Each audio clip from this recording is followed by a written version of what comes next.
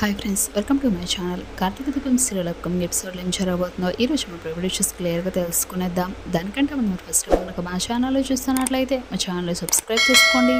అలానే పక్కనే ఉన్న గణేష్ సింబల్ కూడా క్లిక్ చేసేయండి. ఇక మొత్తం మీద సీరియల్లో కనుక చూసుకుంటే రాబోయే మన కార్తీక దీపం సీరియల్లో సూపర్ ట్విస్ట్ అయితే ఉండబోతుంది. ఎందుకంటే మన కార్తీక్ జ్యోత్స్న మీద ఉన్న కోపంతో సుమిత్రకు అసలు నిజమైతే బయట పెట్టనున్నాడు. అదేంటంటే అసలు మామయ్యని చంపాలని చూస్తుంది దీప కాదు అత్త జ్యోత్స్నే అని చెప్పేసి అంటూ అసలు నిజాన్ని బయట పెట్టేసరికి కోపంతో ఒక్కసారిగా సుమిత్ర జ్యోత్స్న చంప పగలగొడుతుంది. శివనారాయణ దశరథ షాక్ అయిపోతారు. ఎందుకు అసలు జ్యోత్స్నే ఆ పని చేసిందని కార్తీక్ ఎలా తెలుసుకున్నాడు?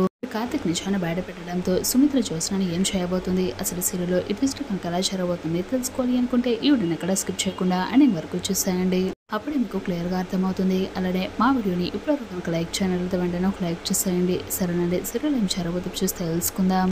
ప్రస్తుతం మన కార్తీక్ దీపం సీరియల్ అయితే చాలా ఇంట్రెస్టింగ్ గా నడుస్తుంది. ఈ రోజు మన సీరియల్ ఏం జరుగుతుందో కనుక చూసుకుంటే మొత్తానికి మన సౌరి పాప పుట్టినరోజు చాలా ఘనంగా జరిపించిన మన శివనారాయణ దశరథ ఇంటికి తిరిగి వస్తారు. చాలా ఆనందంగా ఉంటారు. ఇక వారితో పాటు మన పారిజాతం జ్యోత్స్న కూడా ఇంటికి వచ్చేస్తారు. ఇక అయితే పారిజాతం మాత్రం ఇంటికి తిరిగి రాగానే జ్యోత్స్నపై చాలా మండిపడుతుంది. గతంలో ఎన్నడూ లేని విధంగా జ్యోత్స్నపై ఉగ్ర రూపం దాల్చుతుంది. తన కొడుకు దాసుని జ్యోత్స్న నమ్మించమని మోసం చేసినందుకు జ్యోత్స్న చాలానే రగిలిపోతుంది. అసలు ఎందుకు నువ్వు అలా చేశావని జ్యోత్స్నను నిలదీస్తుంది. నీ కన్న తండ్రి తోడబుట్టిన తమ ప్రమాదంలో ఉన్నాడంటే కాపాడాల్సిన బాధ్యత నీకు లేదా అని చెప్పేసి అంటూ కోపంతో ప్రశ్నిస్తుంది మన పారిజాతం. నీలో అసలు ఇంత కుట్ర బుద్ధి ఉందని నేను అస్సలు అనుకోలేదే. నేను కూడా అసలు స్వార్థంగానే ఉంటాను, కానీ నా రక్తం ప్రమాదంలో ఉంటే మాత్రం ఏం చేసైనా సరే వారిని కాపాడుకుంటాను. అంతేకాని నీలా ప్రమాదంలో ఉన్నవారిని తెలిసి మౌనంగా ఉండే రకాన్ని నేను మాత్రం కాదు అని చెప్పేసాడు. జ్యోత్స్న చాలానే కోపంతో మండిపడిపోతుంది మన పారిజాతం. నీకు నీ తండ్రి తమ్ముని కాపాడుకునే వాళ్ళనే ఆసక్తి లేనప్పుడు కనీసం నాకైనా వారు ప్రమాదంలో ఉన్నారని చెప్పాల్సింది. నువ్వు అది కూడా చేయలేదని జ్యోత్స్న చాలానే నిందిస్తుంది. సమయానికి అల్లుడు శ్రీధర్ వెళ్లి కాపాడాడు కాబట్టి సరిపోయింది. లేదంటే నా మనవుడు కాసి ఈ పాటికే జైల్లో ఉండేవాడు. విడిపించడం నాకు అసలు ఎంతో కష్టమయ్యేదంటూ పారిజాతం ఆవేదన వ్యక్తపరుస్తుంది. ఇక దాంతో జ్యోత్స్న ఏమీ మాట్లాడదు. అసలు శ్రీధర్ మావికి వెళ్ళమని చెప్పిందే నేను అని చెప్పేసి అంటూ మాట మార్చేస్తుంది మన జ్యోత్స్న. దాంతో పారిజాతం జ్యోత్స్న మీద ఇంకా ఫైర్ అవుతుంది. నా చెవులో ఏమైనా ఫ్లవర్స్ ఉన్నాయని అనుకుంటున్నావా ఏంటి? నీలాంటి వెర్రి వేషాలు వేస్తావని అసలు అనుకోలేదు.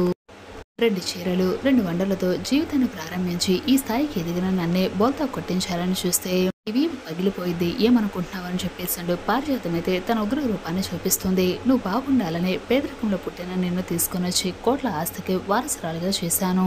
ఇప్పటికైనా మంచిగా మనసులుకో, లేకపోతే ఏం చేస్తానో నాకే తెలియదని పారిజాతం అనడంతో ఇక నాతో జ్యోత్స్న ఒక్కసారిగా భయపడిపోతుంది. పారిజాతం తన మనవన్ని కాపాడలేదని తెలిస్తే ఇంతలా మండిపడిపోతుంది. ఇక పారు కొడుకు దాసుని చంపే ప్రయత్నం చేసింది నేనే అని గనక తెలిస్తే ఇంకేమన్నా ఉందా? నన్ను ఖచ్చితంగా చంపేస్తుంది అని చెప్పేసి జ్యోత్స్న చాలా కంగారు పడిపోతుంది. ఇక సీన్ కట్ చేస్తే మరోవైపు కాంచన ఇంట్లో ఒక్కతే కూర్చొని ఆలోచిస్తూ ఉంటుంది. జ్యోత్స్న అన్న మాటలను పదే గుర్తు తెలుసుకుంటూ ఉంటుంది. సౌర్య పాప కార్తీక్ బాబు దీపులకు పుట్టింది కాదు కదని జ్యోత్స్న ఎత్తిపొడిచిన మాట కాంచనకు నిద్రను దూరం చేస్తుంది. ఇక అదే విషయంపై కాంచన దీర్ఘంగా ఆలోచిస్తూ ఉంటుంది. ఈ లోపల కార్తీక్ దీప ఇద్దరు కూడా తిరిగి వస్తారు. ఏమైందమ్మా ఎందుకలా డల్గా ఉన్నావు అని చెప్పేసి అంటూ మన తల్లి కాంచన కార్తీక్ అడుగుతాడు. నాకు జ్యోత్స్న అన్న మాటలే గుర్తుకొస్తున్నాయని కాంచన చెప్తుంది. సౌర్య పాప గురించి జ్యోత్స్న మాట్లాడిన మాటలు కూడా నిజమే కదా అని చెప్పేసి అంటుంది. జ్యోత్స్న అలా అన్నందుకు అప్పుడు గట్టిగానే బుద్ధి చెప్పాం కదమ్మా అని కార్తీక్ బదిలిస్తాడు. కానీ అదే మాట ఇప్పుడు నేనంటే నువ్వేం చేస్తారు అని కాంచన అడుగుతుంది. దాంతో కార్తీక్ దీప ఇద్దరు కూడా ఒక్కసారిగా షాక్ అవుతారు. ఇక కాంచన మాట్లాడుతూ అక్కడ నేనెందుకు అవకాశం ఉంది కాబట్టి జ్యోత్స్న అలా మాట్లాడింది, కానీ మీరు ఎవరికి కూడా అవకాశాన్ని ఇవ్వద్దురా అంటే మీరు ఒక బిడ్డ ఉండాలని కాంచన అంటుంది. ఆల్రెడీ సౌర్య ఉంది కదమ్మా అని కార్తీక్ బదిలిస్తాడు. ఇక దాంతో కాంచన ఇంకో బిడ్డ ఎందుకు ఉండకూడదు, నీకు దీపకు మరో బిడ్డ కూడా ఉంటే అందరూ నోరు మోయించొచ్చు కదా అని చెప్పేసి అంటూ కాంచన అంటుంది. ఇక దాంతో కార్తీక్ షాక్ అవుతాడు. ఇక కాంచన మాటలు విన్న దీప వెంటనే లోపలికైతే వెళ్ళిపోతుంది. ఇక కార్తీక్ అయితే ఇలా మాట్లాడతాడు. వాళ్ళ గురించి పట్టించుకోవాల్సిన అవసరం మనకు ఏమాత్రం లేదమ్మా అని చెప్పేసి అంటాడు. అన్నిటికీ కూడా కాలమే సమాధానం చెప్తుంది. ఇక దీప దగ్గరకు వెళ్లి దీపను కూడా ఓదార్చుతాడు మన కార్తీక్. అమ్మ అన్న మాటలకు ఏమాత్రం బాధపడకు అని చెప్పేసి అంటాడు. ఇక దీప ఇలా మాట్లాడుతుంది. అమ్మ అన్న మాటలకు నాకేమాత్రం బాధ లేదు, కానీ రేపు సుమిత్రమ్మ ఎలా స్పందిస్తుందో అన్నదే నాకు టెన్షన్ గా ఉంది అని చెప్పేసి అంటుంది దీప.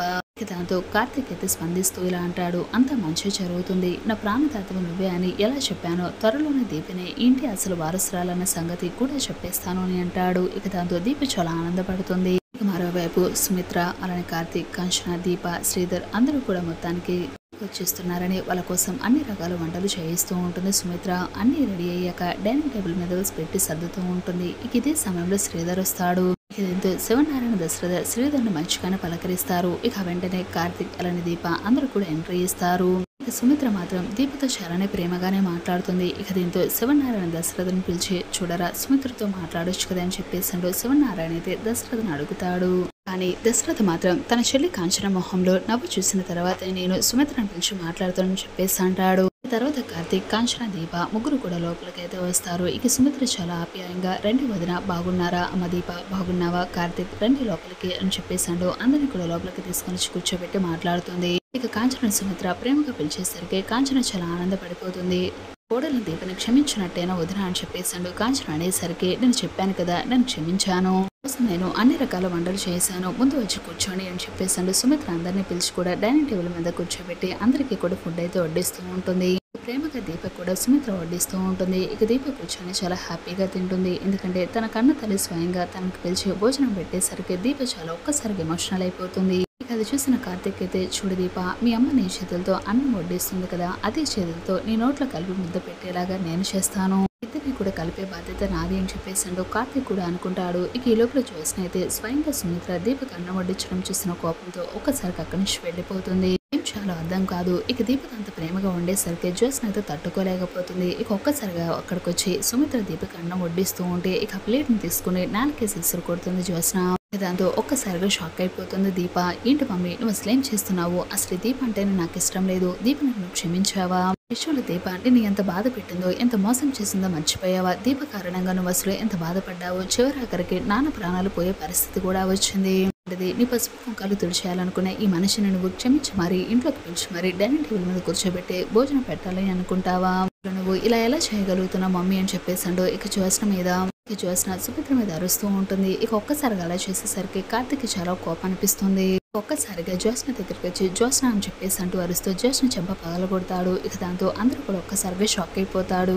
ఇంతలో జ్యోత్స్న అయితే ఏంటి బావా నేను మాట్లాడింది ఏమన్నా తప్ప ఏంటి, డాడీ ప్రాణాలు తీయాలని చూస్తున్న ఈ దుర్మార్గురాలికి మా అమ్మ అన్నం పెడుతూ ఉంటే నేను ఎందుకు చూస్తూ ఉండాలి, అసలు మా అమ్మ క్షమిస్తే సరే నేను మాత్రం క్షమించను, నా ఇంట్లో ఉండే ప్రసక్తే లేదు, అగ్రిమెంట్ ప్రకారంగా నేను నీ చేత సైన్ చేయించుకున్నాను, కానీ నీలో సగం నీ భార్య కూడా ఈ అగ్రిమెంట్ కి వత్తాసు పలుకుతుందని దీన్ని కూడా తీసుకుని వచ్చి ఇంట్లో తిష్టవేశావు, అసలు దీప ఇంట్లో ఉండటం నాకేమాత్రం ఇష్టం లేదు, అలాంటిది ఆ ఇంట్లోనే నా ప్లేస్ లోనే కూర్చొని భోజనం చేయాలని అనుకుంటుందా, అసలు నేను ఊరుకోను, మమ్మీ ఈ దీపను క్షమిస్తే మాత్రం నేను ఇంట్లో నుంచి వెళ్ళిపోతాను, నీకు నేను కావాలో లేకపోతే ఈ దీప కావాలో తెలుసుకో అని చెప్పేసాడు. సుమిత్ర ఏ నిర్ణయం తీసుకోలేని అయోమయ పరిస్థితులు పడేస్తుందో జ్యోత్స్న. ఇక జ్యోత్స్న మాట్లాడిన మాటలకి కార్తీక్ ఇంకా చాలా కోపం అనిపిస్తుంది. ఒక్కసారి జ్యోత్స్న చెంప పగలగొట్టి చూడతా నిజానికి నీ పసుపు కుంకాలు తుడిచేయాలని చూసింది, అలానే మావిని చంపాలని చూసింది నా భార్య దీప కాదు, నీ కూతురు అనుకుంటున్న ఈ జ్యోత్స్న కారణంగానే మావయ్య ప్రాణాపాయ స్థితిలోకి వెళ్ళాడు, నిజానికి ఆ రోజు షూట్ చేసింది దీప కాదు, వేరే వ్యక్తి షూట్ చేయించాడు, ఆ వ్యక్తితో షూట్ చేయించింది ఎవరో కాదు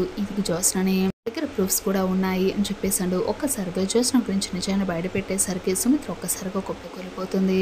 కార్తీక్ అసలు సుమిత్ర ముందు ఏం నిజాన్ని బయట పెట్టాడు, నిజంగానే కార్తీక్ దీప షూట్ చేయలేదు, సత్యపండు ద్వారాగా దశరథను షూట్ చేయించాడు అని చెప్పేసాడు. నెక్స్ట్ వీడియోలో అయితే ఖచ్చితంగా మన కార్తీక్ సుమిత్రకి అయితే చెప్పబోతున్నాడు. అప్కమింగ్ ఎపిసోడ్లో ఖచ్చితంగా ఈ ట్విస్ట్ అయితే ఉండబోతుంది. ఇలా జరిగితే బాగుందని చెప్పేసి కనుక మీకు అనిపిస్తే వీడియోకి తప్పకుండా ఒక లైక్ చేయండి. అలానే మా channel Karthika Deepam serial daily episodes మీరు తెలుసుకోవాలి అనుకుని వెంటనే ఛానల్ సబ్స్క్రైబ్ చేసుకోండి. అలానే పక్కన గంట సింబల్ కూడా క్లిక్ చేసేయండి.